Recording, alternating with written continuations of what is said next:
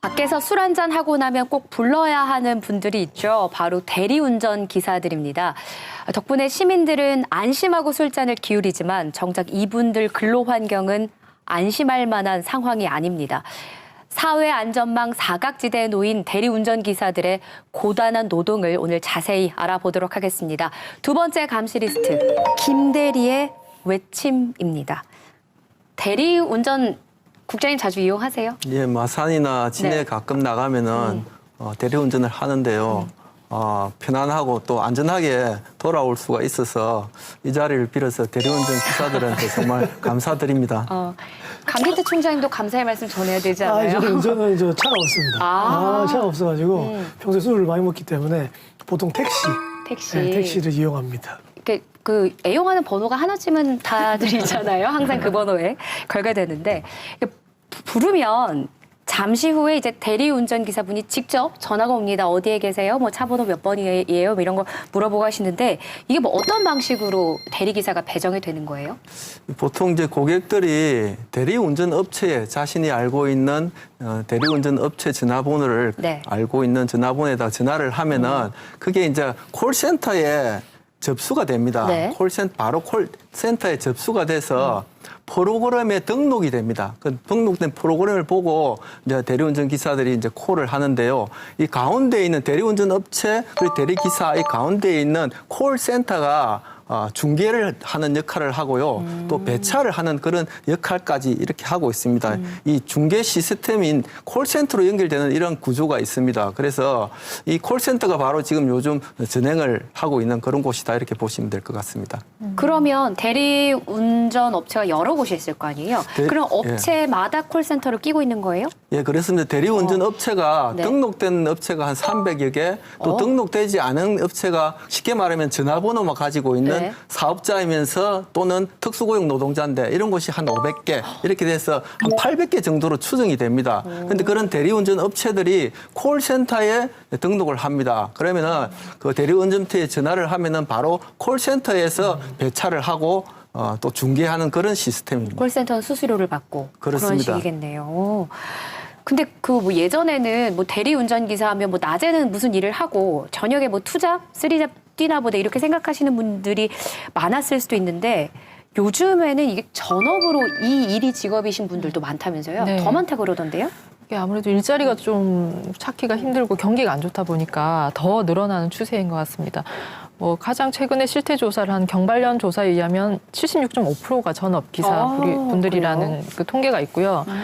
그보다 앞서 2010년에 이제 또 조사를 한 게 있어요. 퀵서비스 대리운전 종사자에 대한 산재보험 적용 타당성 연구라는 이제 제목 속에 이 내용을 보면 전업 비율이 74.4%. 부업 비율이 25.6%이고 또 같은 해에 근로복지공단에서 실태 조사를 한 거를 보면 심지어 하루 평균 근로시간도 8.2시간이고 한 달 근무 일수도 평균 23.5일을 근무를 하세요. 그러니까 이건 뭐 정규직 그 노동자보다 오히려 더 많은 근로시간과 더 많은 일수를 일을 하시는 거죠. 그렇네요.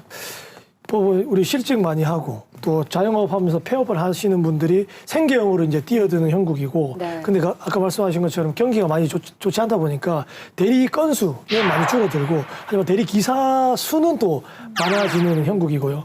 그다음에 우리가 카카오 택시가 있지 않습니까? 카카오 대리운전 그러니까 대기업도 이제 이 시장에 뛰어들면서 정말 전쟁터가 될 수밖에 없는 구조가 된 거죠. 경남은 한 대리운전 기사가 몇 명 정도 될 거라고 추정해요? 저희들이 이에 대한 공식적인 통계가 없습니다. 네. 통계가 없고 그래서 우리가 경상남도에다가 전수 실태 조사를 요구를 하고 있습니다.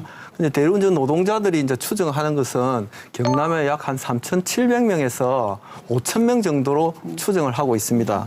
이제 80년대부터 음주운전 단속이 시작됐고요. 네. 90년도부터 대리운전이 시작되었고 2000년도에 이 대리운전이 대중화되었습니다. 최근에 이제 굉장히 경쟁이 격화되고 있고 플랫폼 노동 시장이 이 부분에서 많이 확대되고 있는 이런 추세라고 보면 되겠습니다. 네. 대리운전 기사들이 그래서요, 밤이 아닌 낮에 거리로 나왔습니다. 이 부당한 노동 환경을 알리기 위해서인데요.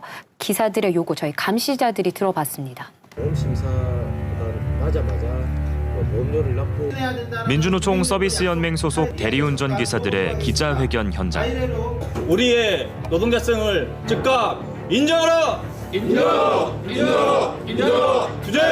하루 벌어 하루 먹고 살아야 하는 대리운전 노동자들은 저들에게 머리를 조아리면서 배차 제한을 푸는 것이 너무나 자존심 상하고 싫지만 본인의 손에 맡겨진 가족의 생계를 위해서 의용노조를 찾아가 비굴함을 견뎌야 했습니다.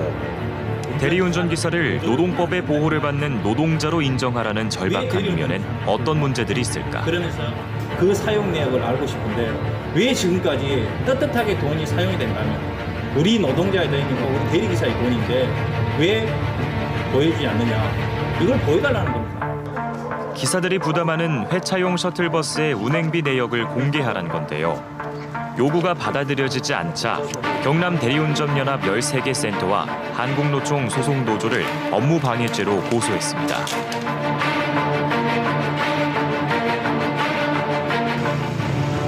업체 측은 운영 내역 공개 대신 한국노총 소속 노조에 운영권을 넘겨버렸습니다. 그리고 유언비어 유포를 이유로 일부 기사들의 배차를 제한한 상황입니다. 본 회사의 기사님은 배차 제한된 상태입니다라는 이런 문구가 나오면서 제가 대리운전 일을 할 수 없게끔 이렇게 막아놓은 것이요. 제가 입고 있는 이 옷 때문인 것 같은데 일단은 사측에서 말하기를 이제 복장불량, 기사님은 복장불량에 이런 뭐 민원이 제시돼가지고 이제 센터에 콜을 받을 수 없다고 이렇게 얘기를 들었습니다. 지금 한 12년 동안 이 일을 하고 있으면서 하루하루 벌어가지고 뭐 우리 처자식 먹여 살리는데 일반적으로 뭐 이렇게 뭐 복장 제한을 해가지고 이렇게 콜을 못 하게 되니까 정말 하루하루 살기가 되게 힘들고. 불법 해고 살인행위 즉각 중단하라! 중단하라! 중단하라! 중단하라! 대리운전 기사에게 배차 제한은 곧 해고. 누군가의 아버지이자 남편, 아들인 9명의 기사는 당장의 생계가 막막합니다. 저희가 일을 못하면 생계가 안 되는 그런 분들이 대다수이다 보니까 그렇게 고용보험에 가입해가지고 실업급여라도 받을 수 있게 하고 그 이후에 대책을 또 마련할 수 있게 그런 시스템이 갖춰져야 된다고 봅니다. 우선 먼저 짚어볼 내용은 이제 합법 노조로 인정을 하고 노동자 인정을 해달라, 지금 이런 요구입니다. 듣기로는 경상남도에서 신고 필증을 발부했다고 들었는데 이거는 무슨 문제가 지금 있는 건가요? 예, 지난 1월입니다. 네. 1월에 경상남도로부터 경남 대리운전 노동조합이 합법적 신고 필증을 교부받았습니다. 김경수 경남도지사가 노동조합 맞다 이렇게 한 것입니다. 네. 얘는 경상남도 지사뿐만 아니라 박원순 서울시장, 이재명 경기지사 비롯해서 12개 안팎의 광역지자체에서 노동조합 맞다 이렇게 해서 노동조합 설립 필증을 받았습니다. 그런데 정부기관인 노동부가 노동조합 법상에 이런 노동조합으로 지금 인정을 하고 있지를 못합니다.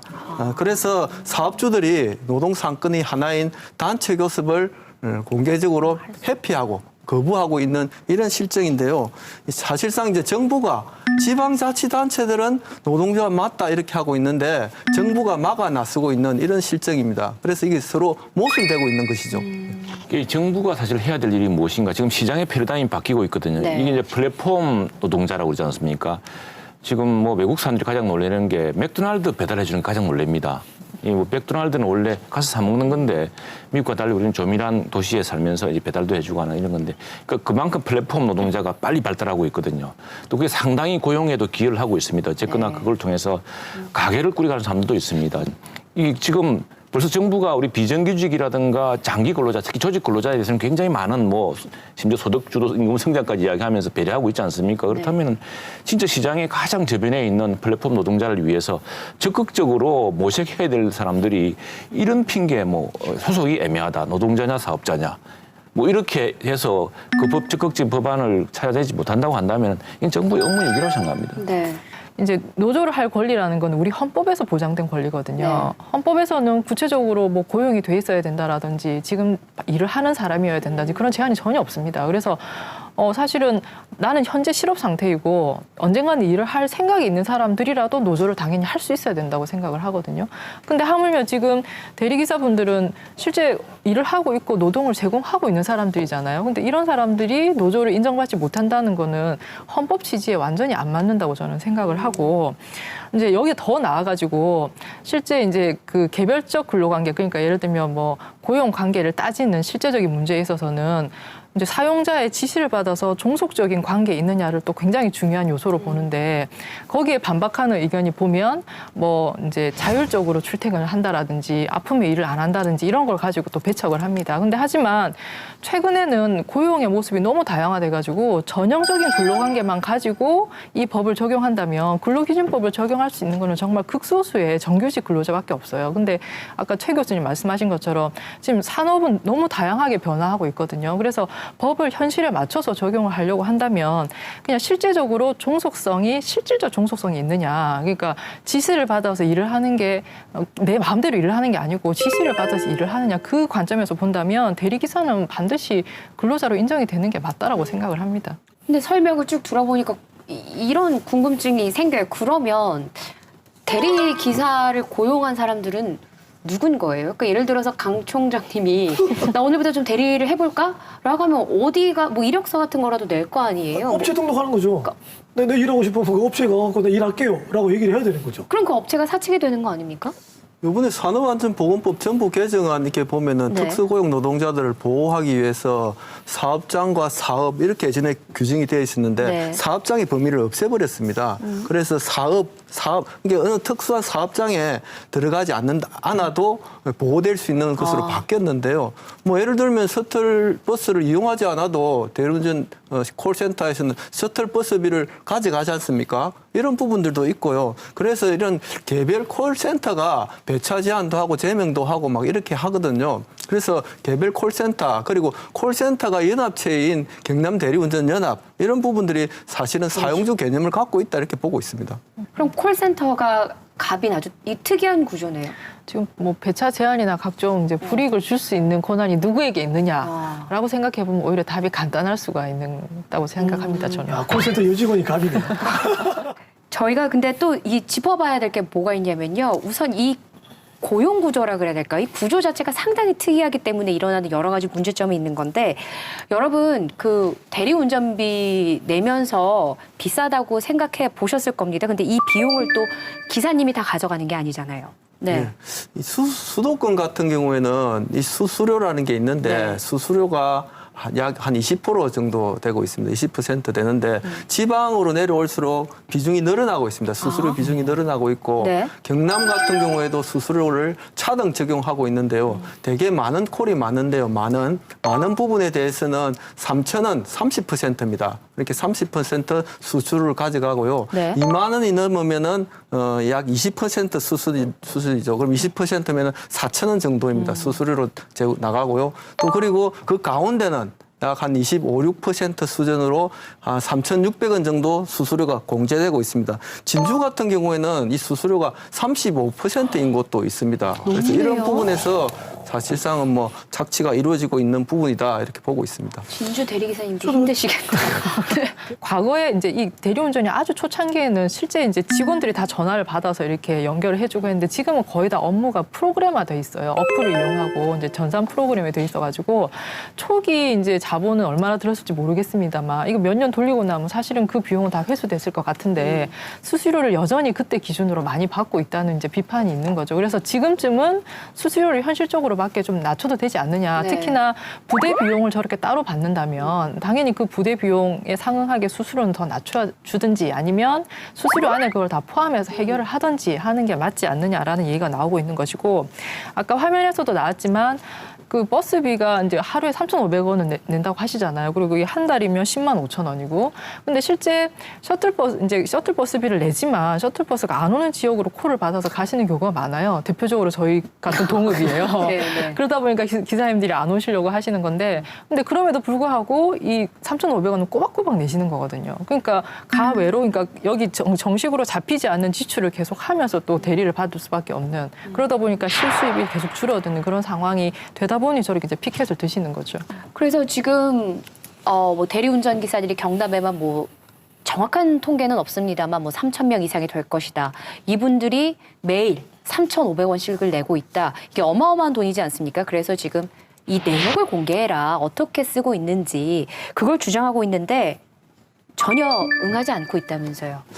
예, 그렇습니다. 이거 아까 화면에서도 나왔지만은 셔틀버스비를 내는 것하고 금액이 3,500원인데 네. 대리운전 기사 수를 곱하면은 금액이 나옵니다. 네. 금액이 나오는데 그러면은 창원과 김해에 약 3,000명 정도로 추산하면은 금액이 나옵니다. 근데 셔틀버스 42대 내지는 50대 나가는 또 비용이 있습니다. 300만 원 정도로 있고 그렇게 되면 전체적으로 합산하면 한 1억 5천만 원. 그 차액이 있는 거죠. 그 차액이 도대체 어떻게 쓰이고 있느냐. 세금 탈루 의혹도 있는 것이고 그렇게 해서 공개해라고 지금 요구를 하고 있는데요. 사실상은 이런 콜센터가 복지 차원에서 수수료도 받아가고 하니까는 이런 부분에서 제공을 해야 되는 부분들인데 별도로 셔틀버스비를 받아가지고 중간 착취가 이루어지고 있다. 이렇게 보고 있습니다. 그렇기 때문에 아직까지 공개를 하지 않고 있다. 이렇게 생각합니다. 네.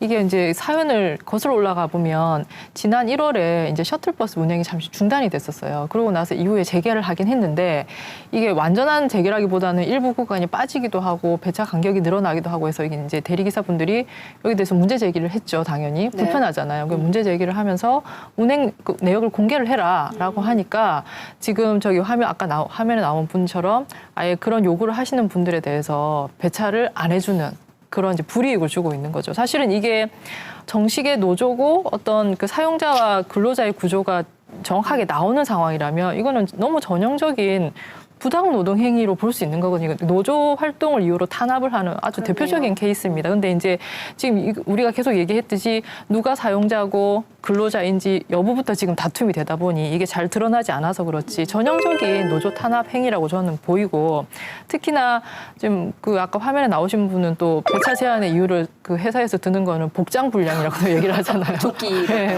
노조 조끼 입은 걸 이유로 배차를 제한하고 있다는 게 사실 이건 말이 안 되는 상황이죠. 그래서 그런 배차 제한 자체가 그러면 그냥 그러니까 생계를 못하게 하는 거나 마찬가지잖아요. 그래서 거의 지금 제가 볼 때 그 노조 운동을 하시는 분들은 벼랑 끝에서 지금 싸움을 하고 계신 게 아닌가라는 생각이 듭니다. 네. 저희도 이제 저희 방송을 보고 조금 더 진일보한 좀 그런 대화의 장이 열렸으면 좋겠다라는 생각이 드는데 그렇지만 그럼에도 불구하고 사측이 이런 부당 노동 행위로 여전히 배차 제한을 받고 있는 대리운전 기사들이 있습니다. 저희 감시자들이 이와 관련해서 통화 녹취록을 입수했는데요. 한번 들어보시죠. 예, 저 어제 업무를 시작하려고 하니까 그 배차 제한이 되어 있던데. 예, 그 사유를 한번 들어보려고 전화드렸습니다. 한국노총으로 문의를 하셨어요, 이게. 아니, 그러면 한국노총에서 그 배차 제한 걸었다는 겁니까? 저는 모르겠고 업무 지시가 내려온 거 그대로 이제 말씀드린 거니까. 그러면 업무 지시가 한국노총에서 내려왔다는 겁니까? 제가 지금 사무실 혼자 있어서 지금 다 업무 전화 받아야 되거든요. 한국노총으로 문의를 하십시오. 예. 일단은 사장님은 이제 보험도 빼라고 뭐 퇴사를 하시라고 하는데 이거 누가 그래 연락 왔는데?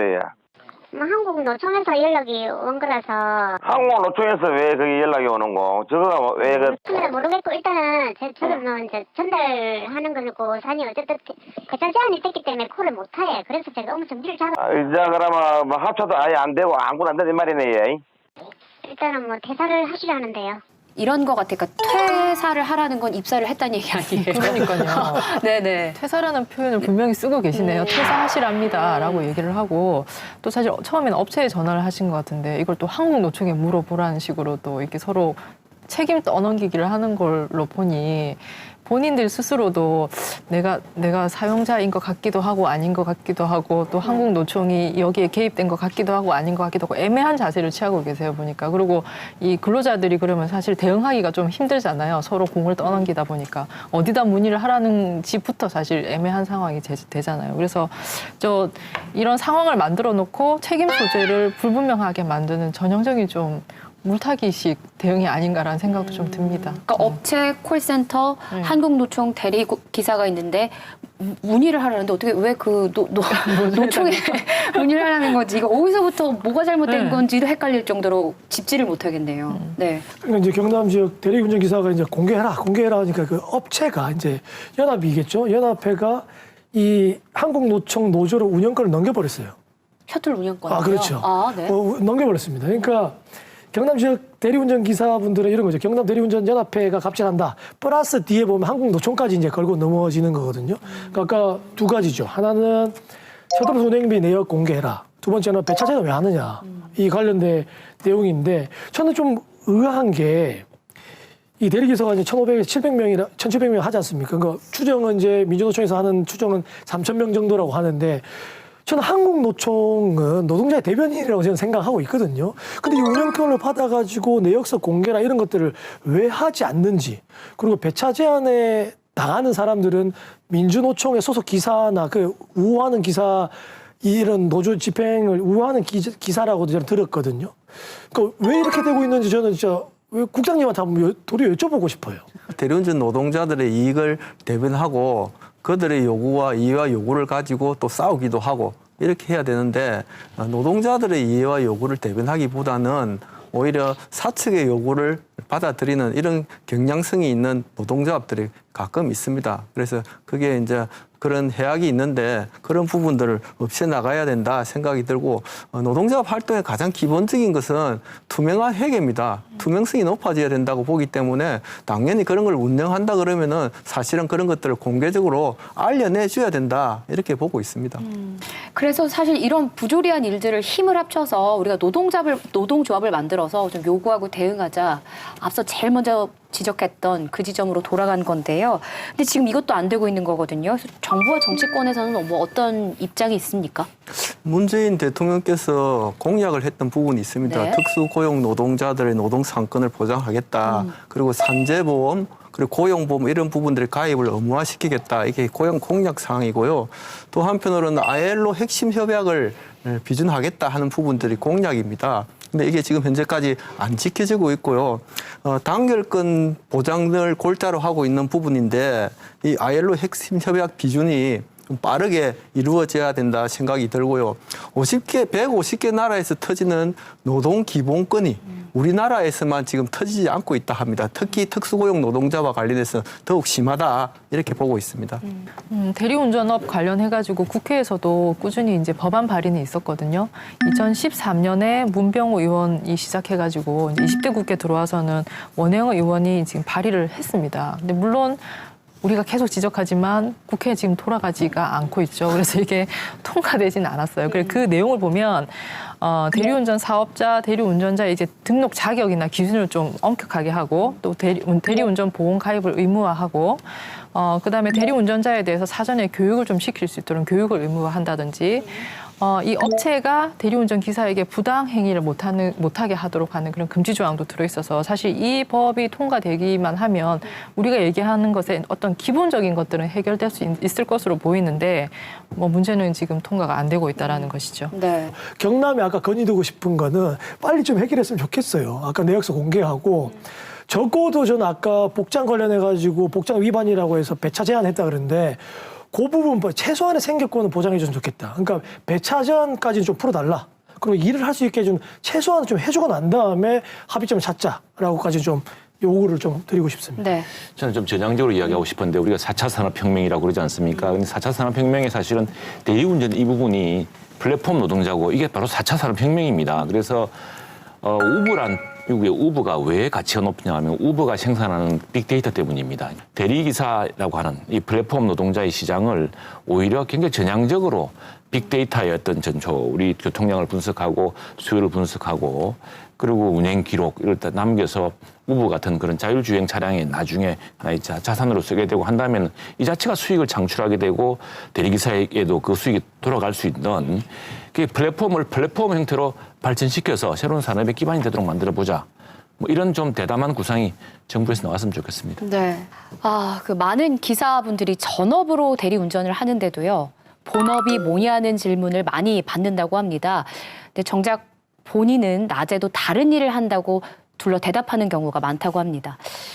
이유가 뭘까요? 네, 이분들이 자긍심을 갖고 일할 수 있도록 또 하나의 노동 직군으로 인정받을 수 있도록 감시자들이 함께 하도록 하겠습니다. 오늘 열띤 감시해 주신 네 분의 대표 감시자와는 여기서 인사 나누겠습니다. 오늘도 고맙습니다. 네, 감사합니다. 네. 오늘 감시자들에선 산업재해로 고통받는 조선소 노동자와 또 노상에서 고단한 밤샘 노동을 이어온 대리운전 노동자들에 대해 알아봤습니다. 이렇게 시간을 내서 짚어보는 건 진정으로 이들의 일터 환경이 합리적이고 안전하게 바뀌길 희망하기 때문입니다. 하지만 오늘도 역시 이분들은 전과 다름없는 열악한 환경에서 일하고 있을 겁니다. 노동자를 더 귀하게 여기고 노동의 땀에 박수를 보내는 사회를 위해서 감시자들도 감시의 끈을 놓지 않고 더 열심히 일하는 방송 노동자가 되겠습니다.